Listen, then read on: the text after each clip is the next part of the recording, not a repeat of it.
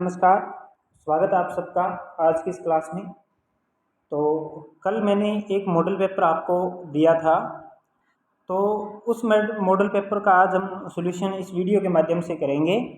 और एक बात, अगर किसी ने टेलीग्राम चैनल ज्वाइन नहीं किया है तो टेलीग्राम चैनल ज्वाइन कर लीजिए, क्योंकि टेलीग्राम चैनल पर आपको ऐसे ही बहुत सारे मॉडल पेपर आपको देखने को मिलेंगे। आपके बहुत ज़्यादा प्रैक्टिस जो अपना फर्स्ट ग्रेड का जो हमने बैच शुरू कर रखा है उसकी बहुत ज़्यादा प्रैक्टिस आपकी होने वाली है। बहुत मॉडल पेपर मैं आपको देने वाला हूँ। तो प्लीज़ सबसे पहले तो आप जो है ये जो टेलीग्राम चैनल है इसे आप ज्वाइन कीजिए। सबसे पहले टेलीग्राम चैनल को आप ज्वाइन कर लीजिए और चैनल को सब्सक्राइब कर लीजिए और शेयर कीजिए। तो चलिए शुरू करते हैं। देखिए, सबसे पहला प्रश्न है, अर्थव्यवस्था की केंद्रीय समस्या है। अर्थव्यवस्था की केंद्रीय समस्या है। सारी बातें आपको जो भी मैंने प्रश्न डाले हैं, लगभग जो बातें हैं सारी की सारे के सारे टॉपिक जो आपको करवाए हुए हैं। तो इसमें ये है अर्थव्यवस्था की केंद्रीय समस्या है।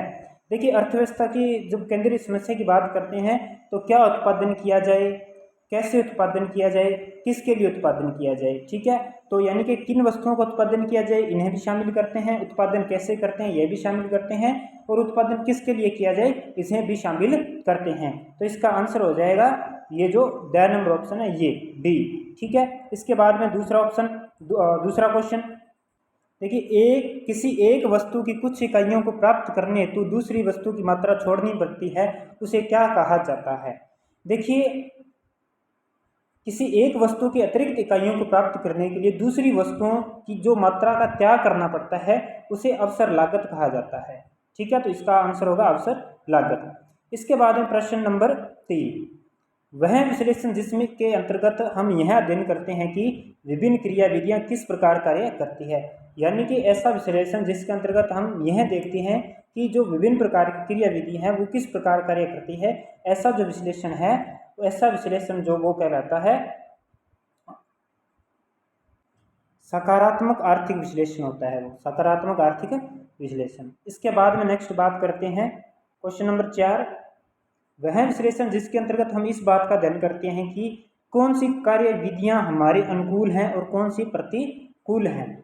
तो ऐसा जो अध्ययन है हम वो ये जो आपके आदर्शक विश्लेषण है, आदर्शक विश्लेषण में जो है ऐसा अध्ययन किया जाता है। ऐसा विश्लेषण आदर्शात्मक विश्लेषण के अंतर्गत किया जाता है कि कौन सी कार्य विधियां हमारे अनुकूल है, कौन सी प्रतिकूल है।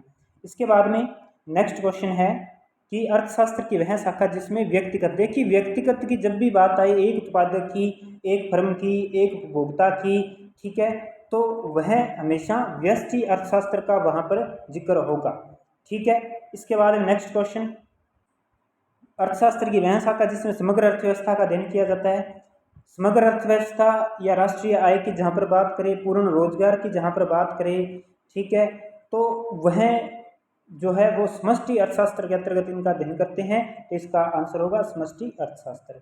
इसके बाद में 7 नंबर क्वेश्चन, राष्ट्रीय आय, राष्ट्रीय उत्पादन एवं सामान्य कीमत स्तर का अध्ययन किया जाता है। अभी मैं बता के गया हूँ कि राष्ट्रीय आय, राष्ट्रीय उत्पादन आय, सामान्य कीमत स्तर आय, रोजगार का स्तर आय, तो उसका अध्ययन जो है समष्टि अर्थशास्त्र में किया जाता है।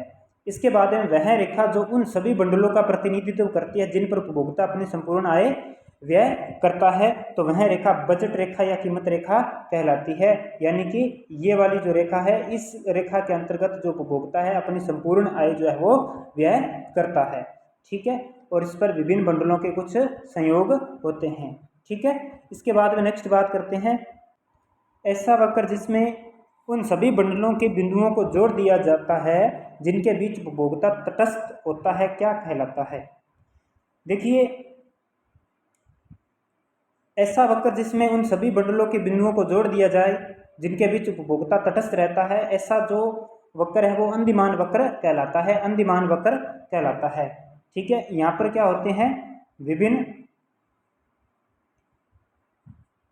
दो वस्तुओं के विभिन्न बंडल होते हैं।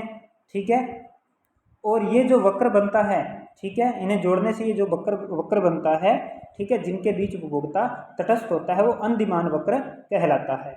ठीक है, इसके बाद में नेक्स्ट बात करें आगे, आयताकार अति प्रबल्य मांग वक्र में मांग की कीमत लोच होती है।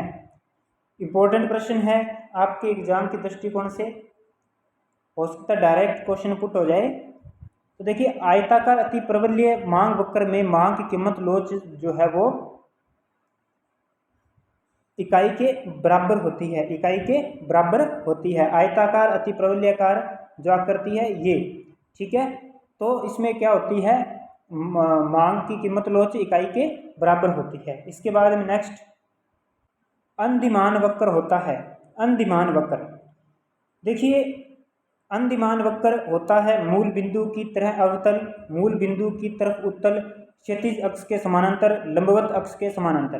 देखिए जो अंदिमान वक्र है उसकी आकृति ये होती है, यानी कि ये मूल बिंदु के प्रति उन्नतोत्तर होता है, यानी कि उत्तल होता है। क्या होता है, उत्तल। ना तो ये अवतल होगा, ना समानांतर होगा, ना ये इसके लंबवत अक्ष के समानांतर होगा। ना तो ये ऐसा होता है क्षैतिज अक्ष के समानांतर, ना ये लंबवत अक्ष के समांतर होगा, ठीक है, और ना ही ये जो है इस आकृति का होगा। ये होता है मूल बिंदु की तरफ उत्तल होगा।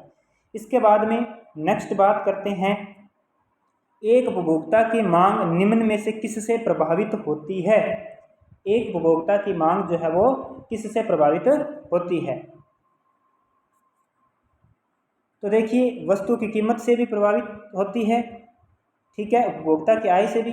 अगर कोई वस्तु, मान लीजिए किसी वस्तु की उसकी लेने की इच्छा है लेकिन उसकी कीमत ज़्यादा है तो वो नहीं खरीद पाएगा। उसके बाद नंबर 2 पर उपभोक्ता की आय, वही बात सेम, उपभोक्ता की जो है किसी वस्तु की डिमांड है लेकिन उसकी आय इतनी नहीं है कि वो उसे खरीद पाए, तो उपभोक्ता की आय भी प्रभावित करती है। और इसके बाद उपभोक्ता की रुचि, उपभोक्ता की रुचि भी जो है वो भी मांग को प्रभावित करती है। तो ये सभी जो तत्व हैं, ठीक है, ये सारे जो है मांग को प्रभावित करते हैं। इसके बाद में नेक्स्ट क्वेश्चन है, ऐसी वस्तुएं जिनकी मांग आय बढ़ने के साथ घटती है, आय बढ़ने के साथ घटती है तथा आय कम होने के साथ बढ़ती है, वे क्या कहलाती हैं। देखिए आय बढ़ रही है, ठीक है, और जो मांग है वो घट रही है, ठीक है, यानी कि विपरीत संबंध बता रहा है, ये विपरीत संबंध यहाँ पर बता रहा है। तो ऐसी वस्तुएं जो है वो निम्न स्तरीय वस्तुएं होती हैं, निम्न स्तरीय वस्तुएं होती हैं। जो आय बढ़ने पर जिनकी मांग घटती है और आय कम होने पर जिनकी मांग बढ़ती है, वो निम्न स्तरीय घटिया वस्तुएं होती है। इसके बाद में नेक्स्ट क्वेश्चन है 14 नंबर, जिन वस्तुओं का एक दूसरे के स्थान पर उपभोक्ता, यानी कि एक दूसरे के स्थान पर, ठीक है, उपभोग किया जा सके, एक दूसरे के स्थान पर उपभोग किया जा सके, ऐसी वस्तुएं हैं, यानी कि एक दूसरे के स्थान पर प्रयोग में जिन्हें लिया जा सके तो वो स्थानापन्न वस्तुएं होती हैं, ठीक है। जिनका साथ साथ प्रयोग किया जाए वो पूरक वस्तुएं होती हैं, ठीक है। ऐसी वस्तुएं जिनकी मांग आय बढ़ने पर घटती है, ये अभी क्वेश्चन आया ही है, वो निम्न स्तरीय वस्तु रहती हैं। चलो आगे वाला प्रश्न देखिए, देखते हैं, जिन वस्तुओं का उपभोग वक्र एक साथ, जिन वस्तुओं का उपभोग एक साथ किया जाता है, तो एक साथ जिनका उपभोग किया जाएगा वो पूरक वस्तुएं होती हैं। इसके बाद में नेक्स्ट क्वेश्चन, क्षैतिज अक्ष के समानांतर मांग वक्र की लोच होती है। देखिए क्षैतिज अक्ष के समानांतर जो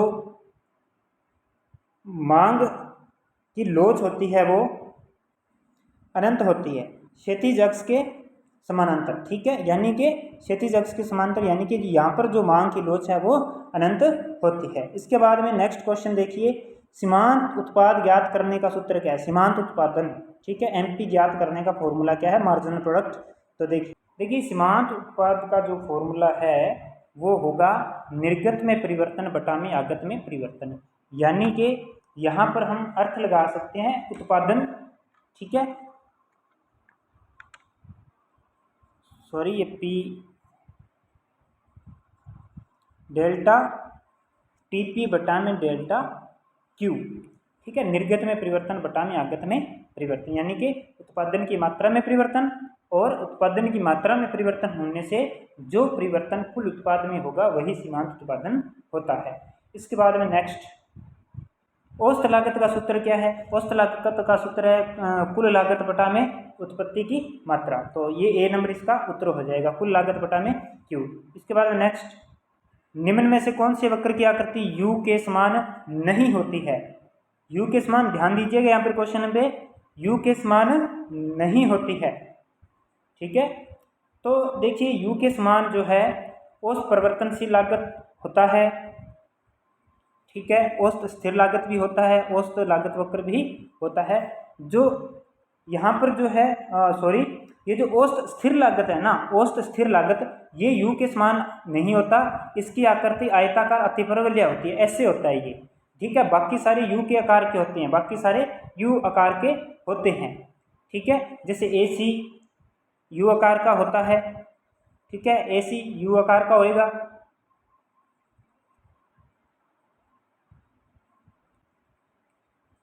ऐसी यू आकार का होएगा। ठीक है, औसत परिवर्तनशील लागत भी यू आकार का होएगा, और सीमांत लागत भी इन्हें निम्नतम बिंदु से काटता हुआ यू आकार का होता है। लेकिन जो AFC है ये यू आकार का नहीं, ये आयताकार अतिपरवलय होता है। ठीक है, इसके बाद में नेक्स्ट क्वेश्चन, परिवर्तनशील अनुपात नियम के अंतर्गत जहां कुल उत्पादन अधिकतम होता है वहां सीमांत उत्पादन होगा। ये क्या बात कर रहा है कि प्रश्न में कह रहा है कि जो परिवर्तनशील अनुपातों का नियम है उनके अनुसार जहां कुल उत्पादन अधिकतम होता है, तो यहाँ पर मैं आपको बता दूं कि ये मान लो यहाँ पर कुल उत्पादन अधिकतम है। ठीक है, यहाँ पर कुल उत्पादन क्या है? अधिकतम है। टीपी क्या है? अधिकतम है। तो यहाँ पर ये सीमांत उत्पादन पूछ रहा है, तो सीमांत उत्पादन यहाँ पर क्या है? शून्य होता है। सीमांत उत्पादन क्या होता है? यहाँ पर शून्य होता है। ठीक है, इसके बाद में नेक्स्ट क्वेश्चन, वह वक्र जो दो उत्पादन साधनों के उन विभिन्न संयोगों को दर्शाता है जिससे समान मात्रा में उत्पादन होता है वह कहलाता है।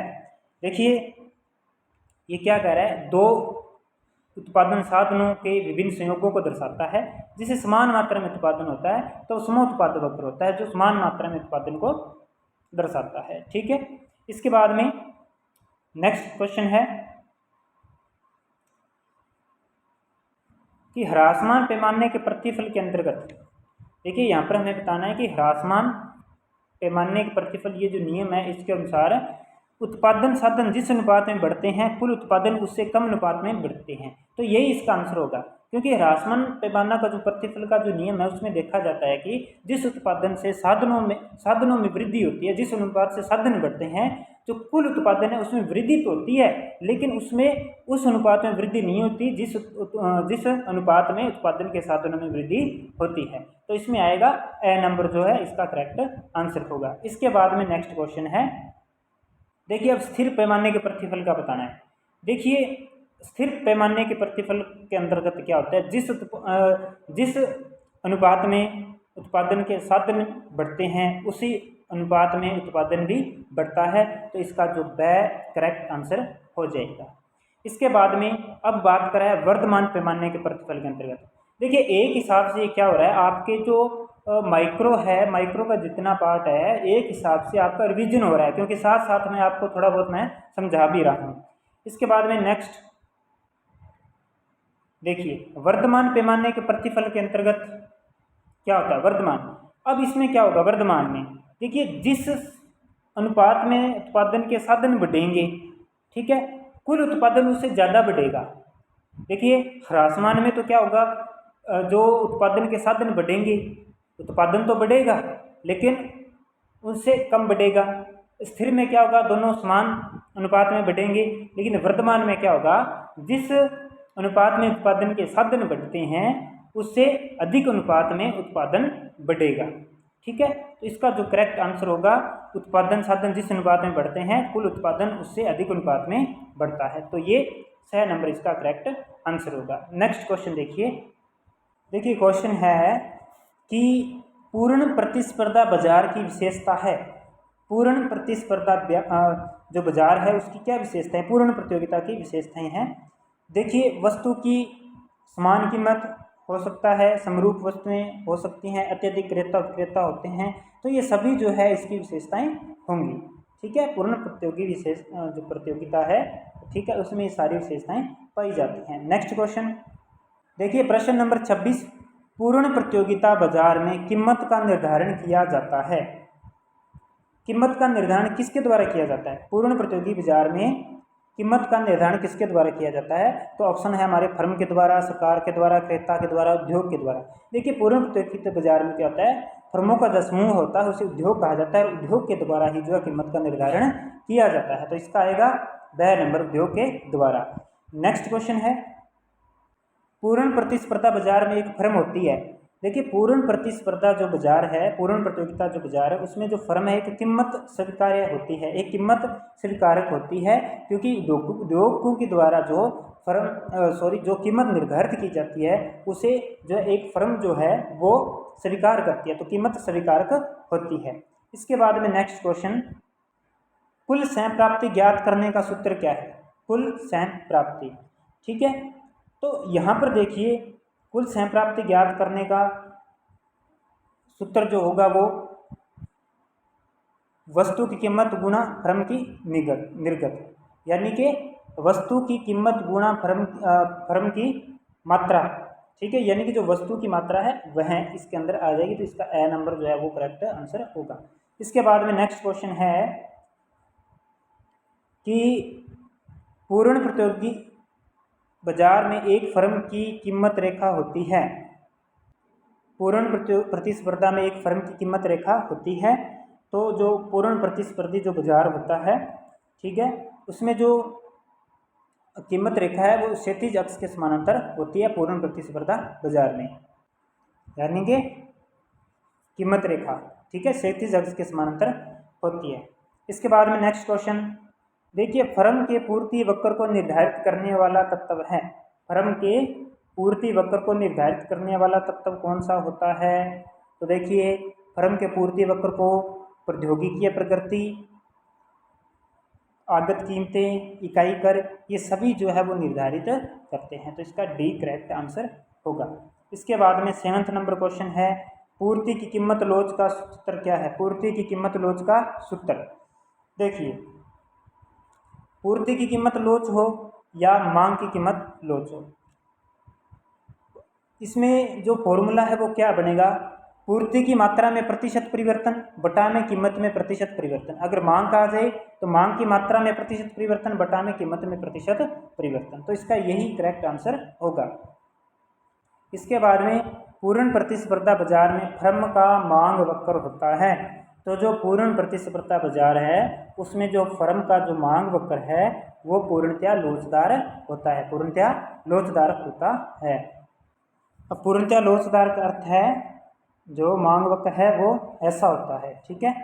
इसके बाद में ये क्लासेज में मैंने बहुत अच्छे से आपको समझाया हुआ है, ठीक है, बहुत अच्छे से इसकी क्लास दी हुई है। क्लास में एक एक चीज़ को अच्छे से समझाया हुआ है। तो अगर आपने क्लास नहीं देखी है डिस्क्रिप्शन में लिंक दिया गया है, सभी जो प्लेलिस्ट बनाई गई है उनका, तो वहाँ से आप जाकर क्लासेस को देख सकते हैं। जो माइक्रो की है लगभग 55 के करीबन क्लास है, ठीक है, और मैक्रो को भी लगभग 20 के करीबन क्लास है। और इसी प्रकार जो स्टैटिस्टिक है उसकी भी जो क्लासेज है वो लगभग 8, 10, 11 क्लासेज उसकी भी हो चुकी हैं। और जो क्वेश्चन आंसर है उसकी भी लगभग तकरीबन 20 क्लासें हो चुकी हैं। तो उन सभी का लिंक जो डिस्क्रिप्शन में दिया गया है वहाँ से जाकर आप उन क्लासेस को देखिए।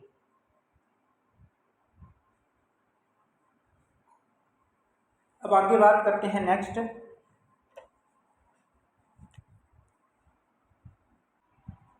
निम्न में से कौन सा समीकरण अधिपूर्ति को स्पष्ट करता है? देखिए ये कल परसों ही जो क्लास दी है उसमें मैंने अधिपूर्ति, पूर्ति, अधिक्य ये सारा समझाया है, ठीक है। तो देखिए अधिपूर्ति या पूर्ति अधिक्य कब होता है? जब पूर्ति जो है मांग से अधिक होती है, पूर्ति जो है वो मांग से अधिक होती है तो हम उसे अधिपूर्ति कहते हैं, ठीक है। तो इसका जो आंसर है वो 6 नंबर इसका आंसर हो जाएगा, ठीक है। इसके बाद में नेक्स्ट क्वेश्चन, अधिमांग बड़ा सिंपल है, जहाँ पर जो बाजार मांग है, बाजार मांग जो है वो बाजार पूर्ति से ज़्यादा होगी तो वो अधिमांग कहलाएगी। इसके बाद में नेक्स्ट क्वेश्चन, कि बाजार में वस्तु की कीमत निर्धारण हेतु प्रयुक्त बाजार पूर्ति वक्र होता है। बाजार पूर्ति वक्र होता है, तो जो बाजार पूर्ति वक्र है वो धनात्मक ढाल वाला होता है। ठीक है, धनात्मक ढाल वाला जो है बाजार पूर्ति वक्र होता है। ये क्लासेज में मैंने बहुत अच्छे से आपको समझाया हुआ है। इसके बाद में 36 नंबर प्रश्न देखिए, बड़ा अच्छा प्रश्न है। यदि बाजार मांग वक्र बराबर 100 माइनस पी तथा बाजार पूर्ति वक्र 60 प्लस पी है तो संतुलन कीमत क्या होगी? संतुलन कीमत क्या होगी? देखिए, हमें पता है संतुलन कहाँ होता है, जहाँ पर मांग वक्र और पूर्ति वक्र दोनों बराबर हो, वहाँ पर होता है। तो हम क्या करेंगे, ये जो 100 है, 100 माइनस पी बराबर रखेंगे 60 प्लस पी के। ठीक है, 60 प्लस पी के। अब हम क्या करेंगे, जो पी है उनको एक साइड में कर लेंगे, पी को पी के पास ही ले जाएंगे। ठीक है, इतना तो आपको ही आता ही होगा। और जो अंकों वाली संख्या है उसे हम अंक वाली संख्या के पास ले आएंगे। यानी कि ये 60 है, ये प्लस का है, ये तो इधर आकर हो जाएगा माइनस का। ठीक है, और ये जो पी है ये वाला माइनस का है, तो ये इधर आकर किसका हो जाएगा? प्लस का हो जाएगा। तो यहाँ पर 100 में से 60 घटाएंगे तो हमारे पास बचेगा 40, और इधर हमारे पास पी और पी जुड़कर कितना पी हो गया? 2 पी हो गया। ठीक है, अब ये गुणा में है 2, इसको भाग में लेकर आएंगे हम, इसको हम भाग में लेकर आएंगे। तो इसको जब हम काटेंगे तो हमारा आंसर आएगा 20, क्योंकि 2 का 40 पे भाग देंगे तो 20 ही आएगा। तो जो संतुलन कीमत क्या होगी, वो 20 रुपये पर होगी। ठीक है, तो इसका आंसर होगा 20 रुपये। इसके बाद में नेक्स्ट बात करते हैं, यदि मांग एवं पूर्ति वक्र, यदि मांग एवं पूर्ति वक्र दोनों बाईं ओर शिफ्ट हो जाएं, दोनों बाईं ओर शिफ्ट हो जाएं, तो जो संतुलन मात्रा है उस पर क्या प्रभाव पड़ेगा? संतुलन मात्रा पर क्या प्रभाव पड़ेगा? अब ये प्रश्न में क्या आ रहा है कि मांग एवं पूर्ति वक्र दोनों बाईं ओर शिफ्ट हो जाएं। ये मैंने आपको पिछली क्लास में बहुत अच्छे से समझाया है। पिछले की जो क्लास हुई है उसमें इसी टॉपिक पर बात की है कि अगर ऐसा कोई प्रश्न आता है तो वो हमारा गलत ना हो। अब ये क्या करें कि जो मांग एवं पूर्ति वक्र दोनों बाईं ओर शिफ्ट हो जाएं। तो सबसे पहले देखिए, पहले हम वक्र बनाते हैं कि ये मान लीजिए हमारा प्रारंभिक पूर्ति वक्र था। ठीक है, जो बाईं ओर यानी कि बाईं ओर ऊपर की ओर, ठीक है, यहाँ पर शिफ्ट हो जाता है। और ये हमारा प्रारंभिक मांग वक्र है। ठीक है, ये बाईं ओर शिफ्ट होगा तो यानी कि नीचे की तरफ आ जाएगा। तो हमारी जो मांग मात्रा है, देखिए पहले वाले हमारे ये है, इस पर है, संतुलन बिंदु इस बिंदु पर है। लेकिन अभी जो संतुलन है वो कहाँ आ गया? यहाँ संतुलन आ गया। यानी कि जो यहाँ संतुलन आ गया, पहले मात्रा हमारी OQ थी, अब OQ1 होगी, पहले से घट गई, मात्रा पहले से घट गई। यानी कि संतुलन मात्रा में क्या आएगी? कमी आएगी। इसके बाद में नेक्स्ट क्वेश्चन, श्रम की एक अतिरिक्त इकाई से कुल निर्गत में जो वृद्धि होती है उसे कहा जाता है। देखिए, जब भी ऐसे एक अतिरिक्त इकाई की वृद्धि की बात करें और कुल में परिवर्तन पूछे, हमेशा वो सीमांत होता है। ये बात आपने ध्यान में रखनी है। तो इसका आप आंख बंद करके बता सकते हो कि सीमांत इसका आंसर होगा, सीमांत उत्पाद इसका आंसर होगा। ठीक है, इसके बाद में नेक्स्ट क्वेश्चन कि पूर्ण प्रतिस्पर्धा श्रम बाजार में मजदूरी होती है। जो पूर्ण प्रतियोगी बाजार है उस श्रम बाजार में मजदूरी होती है।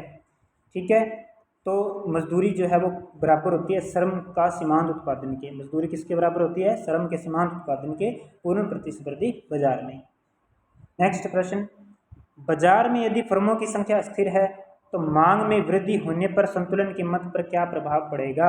यदि देखिए बाजार में फर्मों की संख्या स्थिर है ना, बाजार में फर्मों की संख्या स्थिर है, तो अगर मांग में वृद्धि हो जाए, मांग में वृद्धि हो जाए तो जो संतुलन कीमत है उसमें भी वृद्धि हो जाएगी, संतुलन कीमत में भी वृद्धि हो जाएगी। तो इसका ब आंसर होगा। नेक्स्ट देखिए पूर्ण प्रतिस्पर्धा बाजार में कीमत तथा औसत सहप्राप्ति में संबंध होता है।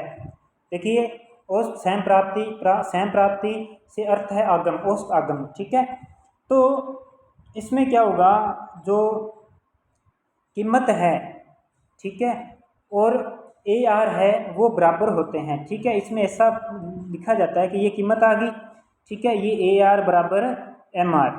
ठीक है, ये जब मैंने क्लासेज में अच्छे से समझाया हुआ है ठीक है, तो ये दोनों क्या होते हैं, बराबर होते हैं। इसके बाद में नेक्स्ट क्वेश्चन, एकाधिकार बाजार में मांग वक्र होता है। देखिए एकाधिकार में जो मांग वक्र होता है वो ऋणात्मक ढाल वाला होता है, ऋणात्मक ढाल वाला होता है, ठीक है, ऊपर से नीचे गिरता हुआ होता है। AR वक्र जो होता है वो इसका मांग वक्र होता है एकाधिकार में, ठीक है। इसके बाद में नेक्स्ट, अनुकूलतम फर्म का लाभ उसी समय अधिकतम होता है जब, देखिए एक फर्म का लाभ अधिकतम कब होता है, ये बात ये कह रहा है प्रश्न। तो अधिकतम लाभ वहाँ होता है जहाँ पर सीमांत लागत जो है वो सीमांत आगम के क्या हो जाती है, बराबर होती है, उस समय जो है एक अनुकूलतम फर्म का लाभ अधिकतम होता है। तो इसका ए नंबर जो है करेक्ट आंसर होगा। इसके बाद में नेक्स्ट, जहाँ पर कुल संप्राप्ति अधिकतम होती है वहाँ पर सीमांत संप्राप्ति यानी कि MR क्या होती है। देखिए जहाँ पर कुल संप्राप्ति या यहाँ पर हम कुल आगम कह सकते हैं अधिकतम होती है, वहाँ पर सीमांत आगम जो है वो शून्य होती है। वही कुल उत्पादन वाली बात सेम, वही बात सेम, ठीक है। तो इसके बाद में नेक्स्ट, एक अतिरिक्त इकाई की बिक्री से कुल संप्राप्ति में जो परिवर्तन होता है, ये मैंने बताया था, एक अतिरिक्त इकाई में परिवर्तन की बात करें और एक अतिरिक्त इकाई से जो कुल में परिवर्तन होता है हमेशा सीमांत होता है, हमेशा सीमांत होता है। तो इसका करेक्ट आंसर हो जाएगा, आपको पता चल गया होगा, सीमांत संप्राप्ति। इसके बाद में आगे वाला प्रश्न है 46 नंबर, जब सीमांत संप्राप्ति धनात्मक होती है यानी कि MR धनात्मक होती है तो मांग की कीमत लॉज होती है। जब MR धनात्मक होती है, जब MR धनात्मक होती है तो जो मांग की लोच है वो इकाई से अधिक होती है, ध्यान रखिएगा, इकाई से अधिक होती है। इसके बाद में एकाधिकारी के अंतर्गत AR तथा MR होते हैं। देखिए एकाधिकार की जब हम बात करते हैं तो उसमें जो AR है, ठीक है, इसमें जो AR है वो MR से अधिक होता है, यानी कि इसमें जब ये अपने दोनों वक्र बनाते हैं तो MR नीचे होता है, ठीक है, AR ऊपर होता है, ठीक है, यानी कि AR जो है वो अधिक होता है MR से, ठीक है। तो इसका जो आंसर आपको पता चल गया होगा, ब नंबर इसका करेक्ट आंसर होगा। इसके बाद में नेक्स्ट क्वेश्चन और आज का अंतिम क्वेश्चन, देखिए एकाधिकार में एक फर्म दीर्घकाल में प्राप्त करती है, इंपॉर्टेंट प्रश्न है कि एकाधिकार में एक फर्म जो है दीर्घकाल में हानि प्राप्त करती है या लाभ प्राप्त करती है या सामान्य लाभ प्राप्त करती है या कोई नहीं। तो एकाधिकारी जो फर्म है एक वो दीर्घकाल में लाभ प्राप्त करती है, लाभ प्राप्त करती है, इसका 6 नंबर करेक्ट आंसर होगा। तो ये जो व्यष्टि अर्थशास्त्र का जो मॉडल पेपर तैयार किया गया था उसका विस्तार पूर्वक हल जो है मैंने आपको करवा दिया है, अच्छे से एक एक क्वेश्चन का विश्लेषण पूर्वक मैंने समझा दिया है। एक हिसाब से आपके लगभग जो काफ़ी फैक्ट्स क्लियर हो गए होंगे, क्योंकि इनसे हटकर भी कुछ चीज़ें आपको पता चली हैं, ठीक है। तो उम्मीद करता हूँ कि आज की क्लास आपको पसंद आई होगी, आपको जो जो समझाया गया है वो आपको समझ में आया होगा। तो ऐसे ही नेक्स्ट जो है मैं मैक्रो का मॉडल पेपर लेके आऊँगा एक, ठीक है, जो 12वीं के स्तर के क्वेश्चन होंगे, जिसमें एक 12वीं का मॉडल पेपर मैं आपको करवाऊँगा और ऐसे ही वीडियो के माध्यम से उसका हल अपने करेंगे। और टेलीग्राम चैनल को ज्वाइन नहीं किया है तो टेलीग्राम चैनल को ज्वाइन कर लीजिए। तो मिलेंगे एक नई क्लास में, तब तक के लिए थैंक यू।